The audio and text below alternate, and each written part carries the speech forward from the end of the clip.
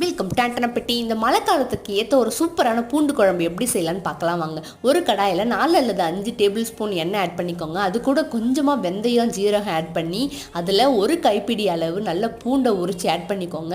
அப்புறம் ஒரு கைப்பிடி அளவு ஒரு சின்ன வெங்காயத்தையும் உரித்து ஆட் பண்ணிக்கோங்க. நல்லா வதக்குனதுக்கப்புறம் இது கூட 2 அல்லது 3 காஞ்ச மிளகாயை நறுக்கி ஆட் பண்ணிக்கோங்க. இந்த மனம் ரொம்ப நல்லா இருக்கும், அதுக்காக தான் இந்த காஞ்ச மிளகாய் ஆட் பண்ணுறது. இப்போ ஒரு சின்ன எலுமிச்சம்பழம் அளவு புளியை கரைச்சி அதில் ஆட் பண்ணிக்கோங்க. தேவையான அளவு காரத்துக்கு ஏற்ற மாதிரி மிளகாய்த்தூள் உப்பு ஆட் பண்ணி நல்லா கொதிக்க விட்டு இறக்குனீங்க அப்படின்னா போதும். நல்லா எண்ணெய் பிரிஞ்சு வந்து ஒரு சூப்பரான பூண்டு குழம்பு ரெடி ஆகிடும்.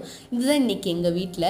அப்புறம் கொஞ்சமாக வீட்டில் இட்லி கரைக்கும் பொழுது உளுந்து எடுத்து வச்சு கொஞ்சம் வடை சுட்டேன். அப்புறம் சாப்பாடெல்லாம் செஞ்சு முடிச்சு அவங்களுக்கு லஞ்ச் பேக் பண்ணி அமைச்சாச்சு. அவ்வளோதான் இன்றைக்கி சாப்பாடு. Thank you so much. வீடியோ பிடிச்சிருந்தா லைக் பண்ணுங்கள், மறக்காம சேனலை சப்ஸ்கிரைப் பண்ணிக்கோங்க. கண்டிப்பாக இந்த பூண்டு குழம்பு வீட்டில் நீங்களும் செஞ்சு பாருங்கள். Thank you so much.